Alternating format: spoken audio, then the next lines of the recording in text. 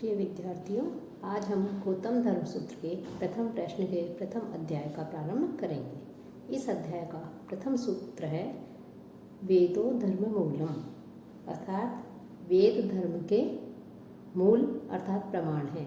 वेदों को धर्म का मूल माना गया है, वेदों का प्रमाण माना गया है। कि यहाँ जो धर्म शब्द है वो ध्री धारणे धातु से बना हुआ है, जिसका तात्पर्य है धारण करना, आलम्बन करना। धर्म प्रजा धारण करती है, इसलिए धारण करने के कारण वो धर्म कहलाता है। धारणा धर्मम इत्याहु धर्मो धार्यते प्रजा। तो इस प्रकार से धर्म जो है उसका मूल किसको बताया? वेदों को बताया गया है। वैशेषिक दर्शन के प्रणेता जो महर्षि कणाद हैं, उनका कहना है कि जिस कर्म को करने से मनुष्य की इस लोक में अभ्युदय और अंत में उससे निःश्रेयस अर्थात मोक्ष की प्राप्ति होती है, वह धर्म कहलाता है। तो यह तो अभ्युदय है, निःश्रेयस सिद्धि सह धर्म है। कणाद मुनि जो थे, उन्होंने धर्म के साथ अहलौकिक उन्नति को जोड़ करके अंतःकरण की शुद्धि के द्वारा ही धर्म से सब कुछ सिद्ध होना बताया है। जैमिनी में जो है पूर्व मीमांसा सूत्र में 14 लक्षणों अर्थो धर्म है कह करके जो है धर्म की व्याख्या की हुई है कि उनके अनुसार वेदों में बताए गए जो प्रेरक नियम हैं, उनके लक्षण हैं, यज्ञादि रूप क्रियाकलाप हैं, वो ही धर्म है। और नियमों का जो है, उन नियमों का आचरण करना ही धर्म का आचरण करना है। साथ ही साथ श्रुति स्मृति विहितो धर्म है। वशिष्ठ धर्म सूत्र में कहा गया है कि श्रुति और स्मृति द्वारा विहित आचरण ही धर्म है।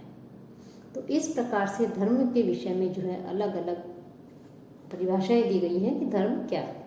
तो गौतम धर्म सूत्र में जो प्रथम प्रश्न का प्रथम अध्याय का पहला सूत्र है, इसमें जो धर्म है उसका मूल वेदों को माना है कि ऋग्वेद, यजुर्वेद, सामवेद, अथर्ववेद, ये 4 वेद कहे गए हैं। तो ये चारों वेद जो है वो धर्म के प्रमाण माने गए हैं। ये धर्म के प्रमाण है कि और भी उन्होंने आगे कहा है कि तद विदाम च स्मृतिशीले, कि वेद तो उसमें धर्म का प्रमाण है ही, साथ ही साथ उन वेदों के तद विदाम, उन वेदों के जो ज्ञाता हैं उनकी और मनु आदि की जो स्मृतियाँ आदि हैं, उनको भी जो है उनके आचरण जो हैं, उनके जो धर्मानुकूल जो आचरण हैं, उनके जो ग्रंथ हैं, वो भी प्रमाण माने गए हैं।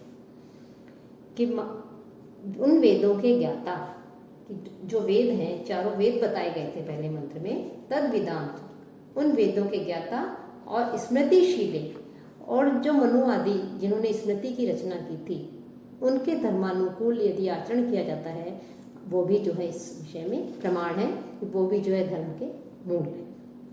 कि प्रमाण है कि वेदों को धर्म का मूल कहा गया है। दृष्टो धर्म व्यतिक्रम है साहसम च महताम, कि जो महान पुरुष होते हैं, उन महान पुरुषों के साहस कर्म भी धर्म के व्यतिक्रम में के रूप में देखे जा सकते हैं।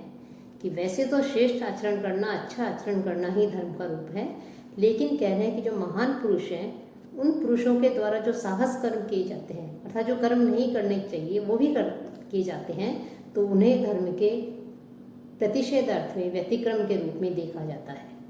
कि जैसे प्रजापति जो थे, उन्होंने अपनी पुत्री जो है उसी का ही भोग किया था। और जो परशुराम हैं, उनके द्वारा अपनी पिता की आज्ञा मान करके माता का सिर काट देना। तो परशुराम जो थे, उन्होंने अपने पिता की आज्ञा का पालन करके माता का सर काटा था। तो इस दृष्टि से देखा जाए तो पिता की आज्ञा का पालन किया था, वो धर्म था, लेकिन माता के उन्होंने वध किया था, हत्या की थी, तो इस रूप में उसे जो है स्वीकार नहीं किया जाता। तो उसे धर्म के व्यतिक्रम के रूप में देखा जाता है। कि परशुराम जो है वो विष्णु के उग्र अवतार माने गए हैं, उन्हें भगवान विष्णु का छठा अवतार भी माना गया है। कि जमदग्नि के पुत्र होने के कारण उन्हें जामदग्नि भी कहा जाता है, और शिवजी के द्वारा प्रदत्त परशु धारण किए रहने के कारण परशुराम भी कहलाते हैं। उनके पिता का नाम जमदग्नि और उनकी माता का नाम रेणुका है। परशुराम जो है, इनके 4 बड़े भाई भी थे, एक दिन उनके पिता ने उनकी माता से कहा कि वो पास के जंगल से जाकर के लकड़ियाँ लेकर के आए हवन के लिए। तो उनकी माता जो थी वो लकड़ियाँ लाने में उन्हें विलम्ब हो जाता है और वो यज्ञ का समय बीत जाता है, उसके पश्चात वो आती है। उनके आने पर जब जामदग्नि है वो उनके देरी का कारण पूछते हैं, तो उन्होंने झूठ असत्य बोल दिया कि यज्ञ के लिए लकड़ियाँ नहीं मिली, जबकि वो वहाँ एक नदी में जो है वो जल क्रीड़ा देखने लग गई थी। इससे उन्हें समय का पता नहीं चला। जामदग्नि बहुत तपस्वी थे, उन्होंने अपनी दिव्य दृष्टि से जान लिया कि वो किस कारण से देरी से आई है, वो झूठ बोल रही है। तो वो क्रोधित हो गए और उन्होंने अपने पुत्रों को कहा कि वो जो है आपकी तुम्हारी माता ने झूठ बोला, असत्य भाषण किया है, इसलिए अपनी माता का सर काट दो। कि उनके जो बाकी पुत्र थे उन्होंने अपनी माता का सर नहीं काटा, लेकिन परशुराम ने जो है अपनी माता का पिता की आज्ञा का पालन करते हुए बिना किसी विलंब के अपनी माता का सर काट दिया। जमदग्नि उनके इससे बहुत प्रसन्न हो जाते हैं और परशुराम से कहते हैं कि तुम कोई वर मांगो। तो परशुराम ने उनसे वरदान मांगते हैं कि मेरे सभी भाई जीवित हो जाएं और मेरी माता का मैंने सर काटा है ये भी वापस जुड़ जाए और इन्हें इस बात का स्मरण भी नहीं रहे कि इनके साथ कौन सी घटना घटित हुई है। जमदग्नि ने वैसे ही किया और सभी जीवित हो जाते हैं और उनकी जो माता रेणुका थी उनको इसका स्मरण भी नहीं रहता। और इसके पश्चात परशुराम जो है वो भी बहुत पश्चाताप करते हैं। उन्हें भी माता की हत्या के कारण उन्हें बहुत अधिक कष्ट होता है और वो घोर तपस्या करते हैं और माता की हत्या के दोष से बाद में उन्हें मुक्ति मिलती है। तो इस प्रकार से परशुराम के द्वारा पिता की आज्ञा से माता का सर काटा गया था। लेकिन इसे जो है हम धर्म के व्यतिक्रम के रूप में देखते हैं। हम ये नहीं कह सकते कि परशुराम ने अपनी माता का सर काटा था तो हम भी जो है अपनी माता का वध कर सकते हैं। ये धर्म के रूप में नहीं आता है। अवर दौर्बल्यात के जो महापुरुष हैं, इन महापुरुषों को तेज अत्यधिक तेजस्वी होते थे, दिव्य दृष्टि इनको प्राप्त होती थी, इसलिए ये इन लोगों ने तो इस प्रकार से ये कर्म कर लिए। लेकिन हम लोग जो हैं अवर दौर्बल्यात, अवर कोटि के जो लोग हैं, हम लोग मानव हैं सामान्य, और दुर्बल होने के कारण हम इस प्रकार का धर्म विरुद्ध आचरण हमें नहीं करना चाहिए। कि महापुरुषों के धर्म विरुद्ध आचरण को हमें प्रमाण नहीं मानना चाहिए कि परशुराम ने माता का सर काटा था तो हम भी काट दें, ऐसा नहीं है। वहाँ भी जो है उन्हें वो जो धर्म है वो व्यतिक्रम के रूप में देखा जाता है, उसका उन्होंने पश्चाताप भी किया था। लेकिन और वो महान व्यक्ति थे, महापुरुष थे, लेकिन हम जो है सामान्य हैं, हमें इस प्रकार के कार्य नहीं करने चाहिए। ये सब धर्म विरुद्ध है, मर्यादा के खिलाफ है। धर्म विरुद्ध आचरण जो है उसको हमें प्रमाण के रूप में मान करके ऐसा कार्य नहीं करना चाहिए।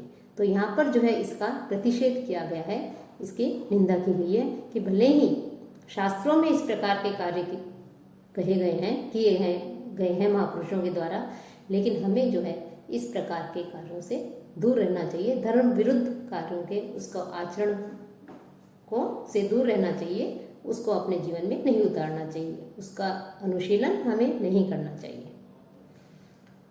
तुल्य बल विरोधे विकल्प है। अब कह रहे हैं कि जो समान कोटि यदि के जो प्रमाण होते हैं उनमें विरोध उत्पन्न हो जाता है, विरोध उपस्थित हो जाता है किसी कारण से, तो वहाँ पे विकल्प होता है कि यदि श्रुति और स्मृति इनमें के प्रमाण जो हैं वो समान नहीं होते हैं, अतः इन्हें में परस्पर विरोध होने पर स्मृति को हम स्वीकार नहीं करते हैं, हमें श्रुति को वेद को ही माना जाता है। कि जब किसी इसको विषय को लेकर के किसी कारण से किसी विषय पर विरोध उत्पन्न हो जाता है तो वहाँ पर विकल्प की व्यवस्था की गई है कि उनमें से किसी एक का अनुसरण किया जाता है। और वहाँ पर श्रुति और स्मृति इन दोनों में ही यदि उस विषय के में कुछ कहा गया है तो वहाँ पर जो है श्रुति जो है अर्थात जो वेद हैं उनको ही प्रमाण माना गया है, स्मृति मान्य नहीं होती। किसी विषय में यदि हमें संशय होता है, संदेह होता है, तो वहाँ वेदों को प्रमाण माना जाता है, न कि हमें स्मृति को प्रमाण माना जाता है। तो इस प्रकार से धर्म को लेकर के उसके विषय में संक्षेप में जो है इन्होंने बताया है। आगे बताया है इन्होंने कि जो संस्कार है उपनयन संस्कार, उसके विषय में ये आगे बताते हैं कि उपनयन संस्कार क्या है और किस ब्राह्मण का उपनयन संस्कार कब होना चाहिए। कि उपनयनम ब्राह्मणस्य अष्टमे, कि ब्राह्मण जो है उसका उपनयन संस्कार 8वें वर्ष में होना चाहिए। कि 16 संस्कार बताए गए हैं, उसमें उपनयन संस्कार भी जो है एक प्रमुख संस्कार है। इसमें जो बालक है उस बालक को अध्ययन के लिए गुरु के पास में ले जाया जाता है। उपनयनम अर्थात पास में ले जाना, गुरु के पास में शिक्षा अर्जित करने के लिए, ज्ञान अर्जित करने के लिए जो है लेकर के जाना उपनयन संस्कार कहलाता है। तो 4 वर्ण माने गए हैं हमारे, ब्राह्मण, क्षत्रिय, वैश्य, शूद्र। उसमें से ब्राह्मण के लिए कह रहे हैं कि ब्राह्मण जो है उसका उपनयन संस्कार कब किया जाता है। कि ब्राह्मण का उपनयनम ब्राह्मणस्य अष्टमे, कि ब्राह्मण का उपनयन संस्कार 8वें वर्ष में होता है। कि जब ब्राह्मण बालक शिक्षा के योग्य हो जाता है तो उसके 8वें वर्ष में जो है उसका उपनयन संस्कार किया जाता है। उसे गुरु के समीप फिर अध्ययन के लिए ले जाया जाता है। 9वें, 5वें व काम्यम ये ब्रह्म वर्चस्व की इच्छा से या तेज की कामना से यदि कोई बालक ज्ञान प्राप्त करना चाहता है तो उस ब्राह्मण का जो उपनयन संस्कार है वो 9वें या 5वें वर्ष में भी उपनयन संस्कार किया जा सकता है। कि वैसे तो 8वें वर्ष में ब्राह्मण का उपनयन संस्कार होता है, लेकिन तेज या ब्रह्मवर्चस्व की कामना से हम ब्राह्मण का जो है 9वें या 5वें वर्ष में भी जो है उपनयन संस्कार कर सकते हैं। अब आयु की गणना कैसे की जाती है कि जो 8वें वर्ष में, 9वें वर्ष में, 5वें वर्ष में कहा गया है, तो आयु की गणना यहाँ कैसे की जाती है उसके विषय में बता रहे हैं। गर्भादि ही संख्या वर्षाणाम, कि उपनयन आदि जो संस्कार है उसमें वर्षाणाम वर्षों की जो गिनती है, संख्या है, वो गर्भादि गर्भकाल से करनी चाहिए। यानी गर्भकाल से जो है बालक के वर्ष, जो उपनयन संस्कार के जो वर्ष है उसकी गणना की जाती है, न कि जन्म के समय से। तो गर्भ धारण जब से उसकी माता ने किया था तब से ही जो है उसके वर्ष की गणना की जाती है कि उससे 8वें वर्ष में जो है उसका उपनयन संस्कार होता है, या ब्रह्मवर्चस्व तेज की कामना से 9वें और 5वें वर्ष में ब्राह्मण का उपनयन संस्कार किया जाता है। तद द्वितीयम जन्म में वो उसका दूसरा जन्म होता है। कि जो उपनयन संस्कार है उसी के द्वारा उसका दूसरा जन्म होता है। कहा भी जाता है जन्मना जायते शूद्र संस्काराद द्विजोच्यते, कि जन्म से हर व्यक्ति शूद्र होता है, लेकिन संस्कार ही हैं जो उसे द्विज बनाते हैं।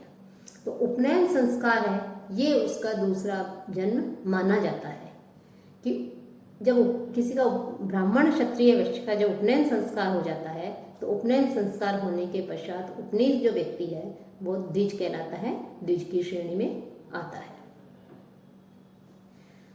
तथ्यत स्मार्त आचार्य है, और वह उपनयन संस्कार जिसके द्वारा संपन्न किया जाता है वो क्या कहलाता है, आचार्य कहलाता है। अर्थात जब ब्राह्मण बालक 8 वर्ष का हो जाए या और अधिक बुद्धिमान है, कुशाग्र बुद्धि वाला है, ब्रह्मवर्चस्व की कामना वाला है, तो 5वें या 9वें वर्ष में उसे गुरु के पास में ले जाया जाता है। तो जहाँ पर उसे अध्ययन के लिए ले जाया जाता है पास में, वो आचार्य कहलाता है। तो उपनयन संस्कार के समय उसका दूसरा जन्म होता है, वो द्विज कहलाता है। और जो उसके उस उपनयन संस्कार को संपन्न करता है वो आचार्य कहलाता है, उसे आचार्य कहा जाता है। इसके विषय में हम आगे और भी अध्ययन करेंगे, स्मृति शास्त्र पढ़ेंगे, द्वितीय पेपर, उसमें भी इनमें विस्तार से चर्चा की गई, उसमें पढ़ाया जाएगा। वेदानुवचनांच, और साथ ही कह रहे हैं कि उपनयन के पश्चात बालक को वेदाध्ययन करवाया जाता है, उसका अध्ययन कराते हैं, उसे पढ़ाया जाता है। इसलिए अध्यापन करवाने के कारण भी उसे आचार्य कहा जाता है, आचार्य कहलाता है। कि वेद का अध्यापन करने से भी अध्यापन करने वाला आचार्य कहलाता है। कि उपनीय तु यह शिष्यम वेदम अध्यापयेद्विज स कल्पम स रहस्यम च तम आचार्यम प्रचक्षते, कि वेद का जो अध्ययन कराते हैं, गुरु का उपनयन संस्कार किया जाता द्वारा शिष्य का उपनयन संस्कार किया जाता है, उसे वेद आदि का अध्ययन कराया जाता है, तो उसे जो है वो अध्यापन जो करवाता है उसे आचार्य कहते हैं। तो ये जो ब्राह्मण है उसके उपनयन संस्कार के विषय में बताया। अब आगे क्षत्रिय और वैश्य इनके उपनयन संस्कार के विषय में बता रहे हैं।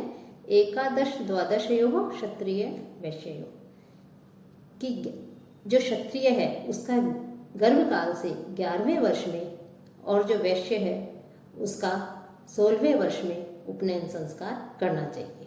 कि 8वें वर्ष में ब्राह्मण का, 11वें वर्ष में क्षत्रिय का और 16वें वर्ष में जो है जो वैश्य है उसका उपनयन संस्कार किया जाए। 12वें वर्ष में कि 11वें वर्ष में तो क्षत्रिय का और 12वें वर्ष में वैश्य का उपनयन संस्कार किया जाता है। तो ब्राह्मण, क्षत्रिय, वैश्य तीनों द्विज कहलाते हैं, क्योंकि उपनयन संस्कार के द्वारा उनका दूसरा जन्म होता है कि संस्कारा द्विजोच्यते, जैसा ही कहा है। तो ब्राह्मण का 8वें वर्ष में, क्षत्रिय का 11वें वर्ष में और वैश्य का 12वें वर्ष में जो है उपनयन संस्कार किया जाता है। तो ये तीनों के उपनयन संस्कार के विषय में गौतम धर्म सूत्र के इसमें बताया गया है। अब आगे हम जो गायत्री मंत्र है, सावित्री मंत्र है, उसके विषय में बताएंगे कि कैसे जो है उसका गायत्री मंत्र जो है उसका पाठ करना चाहिए, ब्रह्मचारी के क्या कर्तव्य है, उन्हें क्या धारण करना चाहिए, उनकी वेशभूषा क्या होगी, तो इसके विषय में आगे बताया जाएगा।